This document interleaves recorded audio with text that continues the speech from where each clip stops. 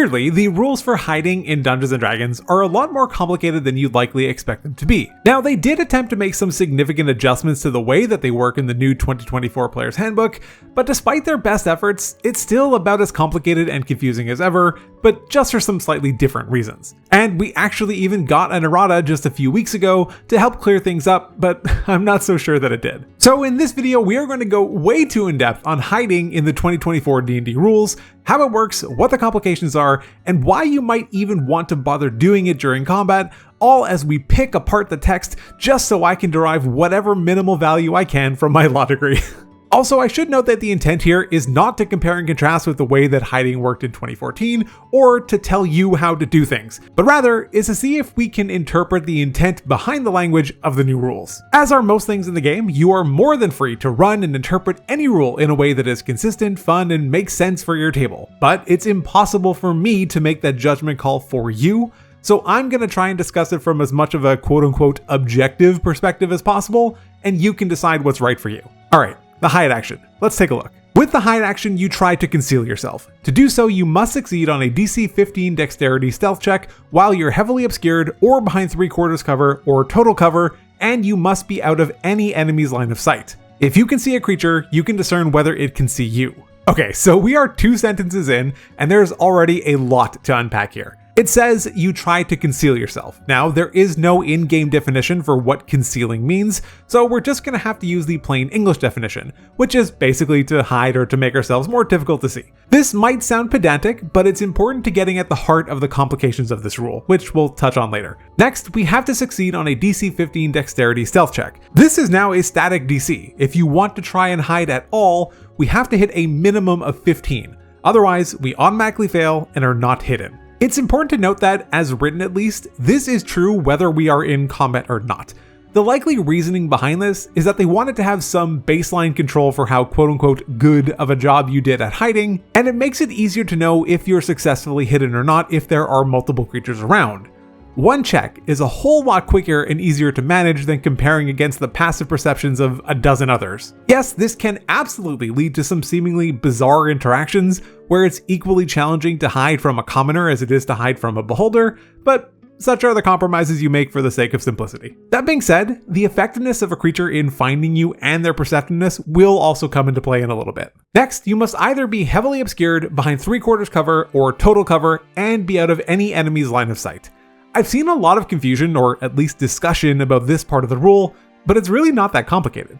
The first criterion is that we need to either be heavily obscured, behind 3/4, or total cover. The reason for the inclusion of that is so you can't just simply try and hide while standing in an open field when there's nothing to hide behind. The other thing that's a bit weird is the whole be behind 3/4 cover thing, since cover and whether or not you are shielded by it is not determined from your perspective, but rather that of an enemy. If you're hiding behind a brick wall, but the enemy is directly behind you, that brick wall is not really providing you any cover at all. But with 3/4 cover, it does create a funny situation where it means that you are by definition not fully covered.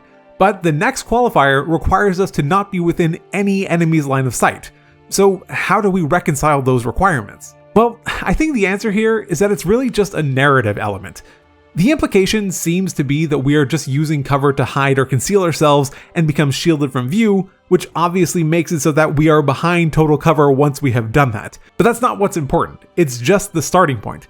We need to be behind 3/4 cover at a minimum to even be eligible to hide.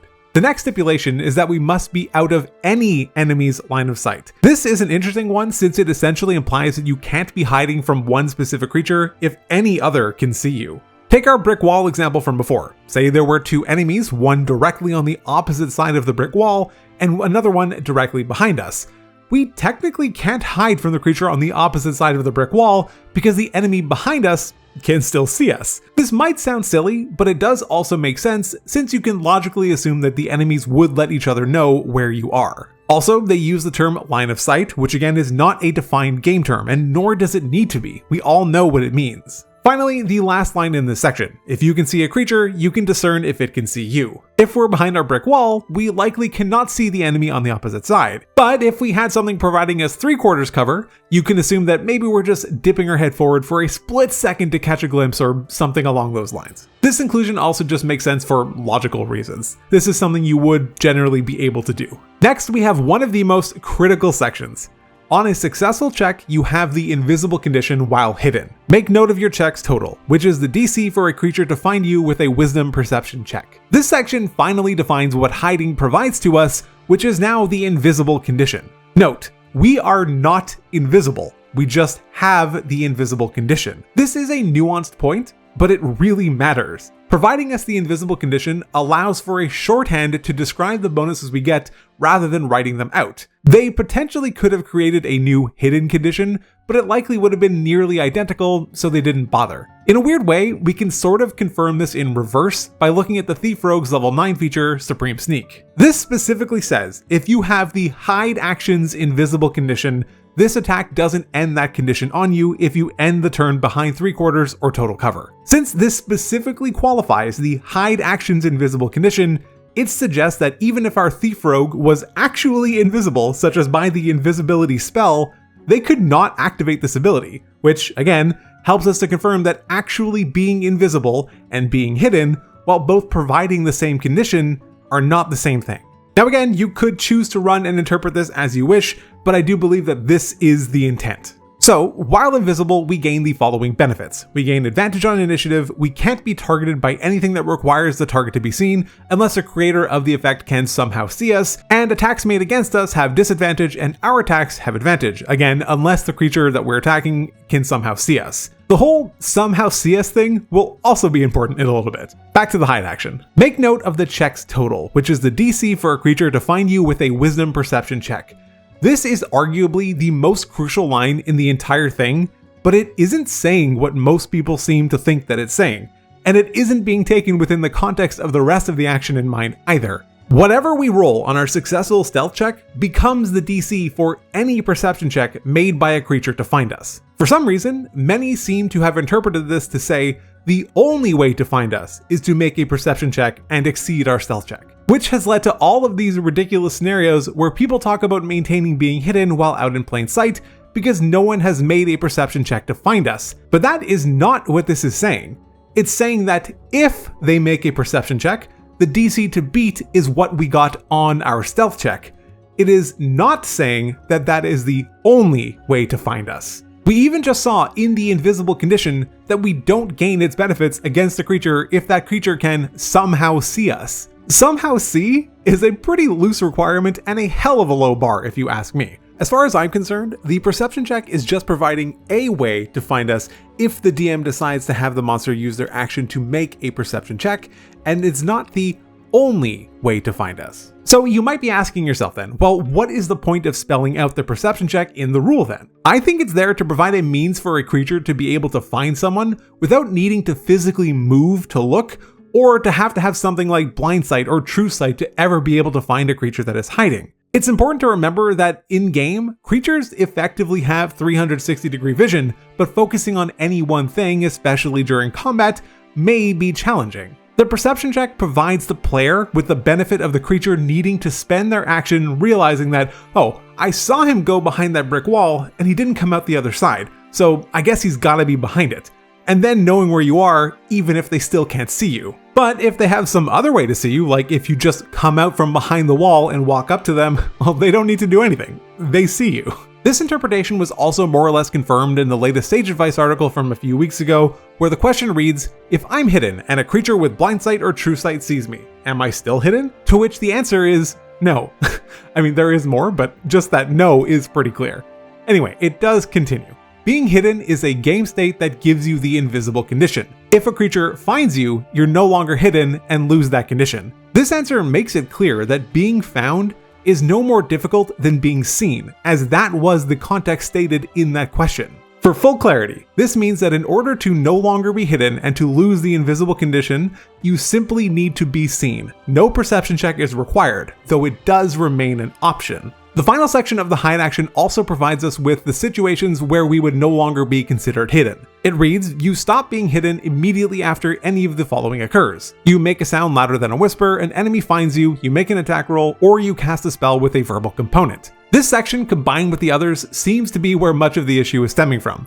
An enemy finds you has been completely tied up with the perception check, but I don't think that it's supposed to be, since, again, things that require a specific course of action tell you that. The entry for swimming tells us that swimming in rough water might require a DC 15 strength athletics check. The same goes for climbing. Concentration tells us that we must succeed on our constitution saving throw. Long jumping tells us that if we land in difficult terrain, we must succeed on a DC 10 dexterity acrobatics check or fall prone. Even the first line in the hide action itself tells us that we must succeed on our DC 15 dexterity stealth check. But when it comes to the perception check here, there's no must, because again, it's not the only way to find us. It's just how we are found if a perception check is made.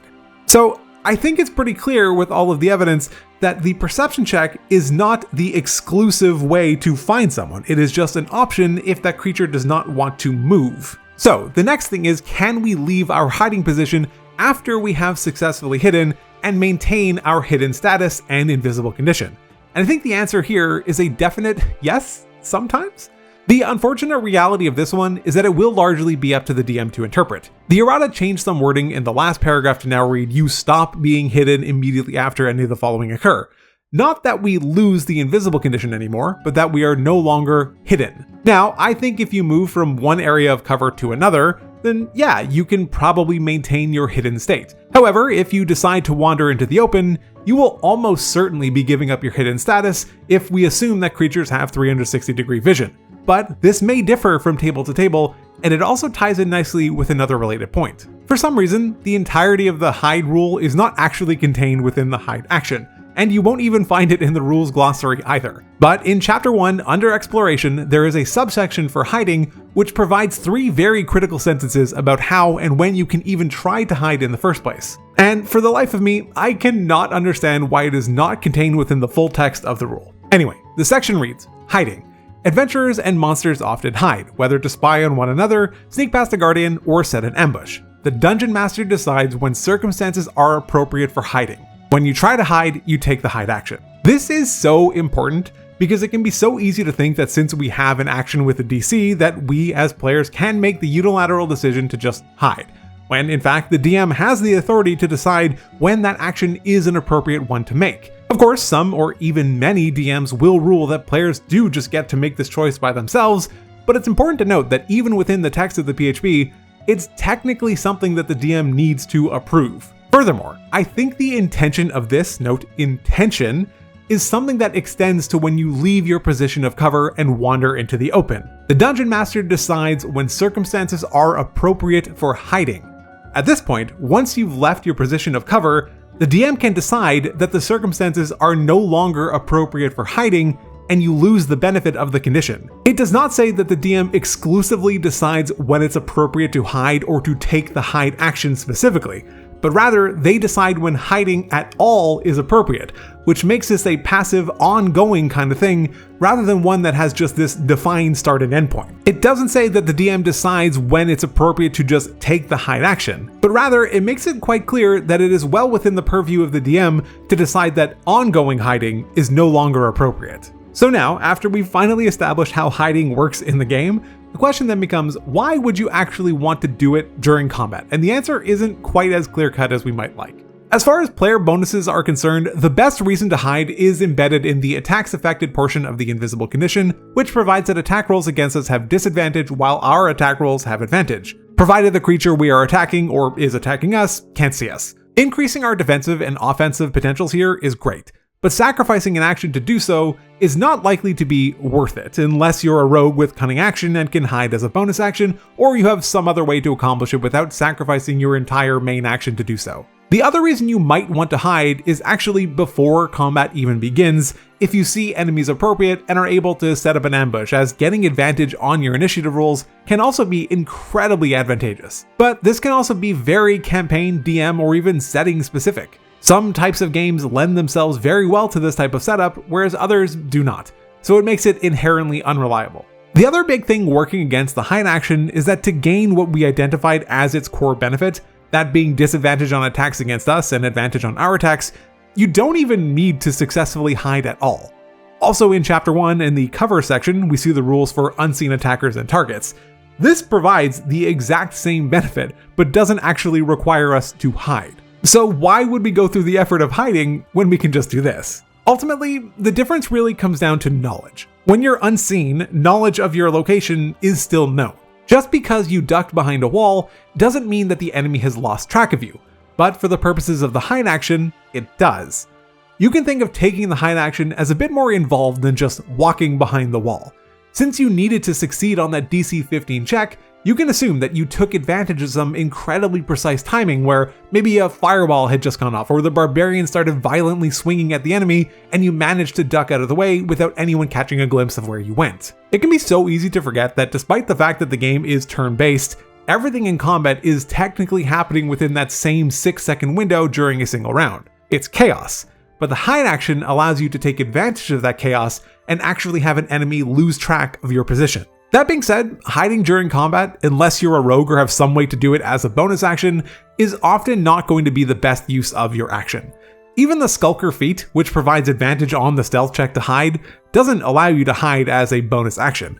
Hiding can be a great way to enable sneak attack or to conceal your position if you're worried about being attacked or being knocked out because maybe you're low on hit points, have no potions, or you're out of spell slots or something along those lines. But it's not likely to be the best use of your turn in the vast majority of cases. So that's the hide action and hiding in general. Let me know how you run things at your table and if you enjoyed this deep dive in the comments, but otherwise, take care.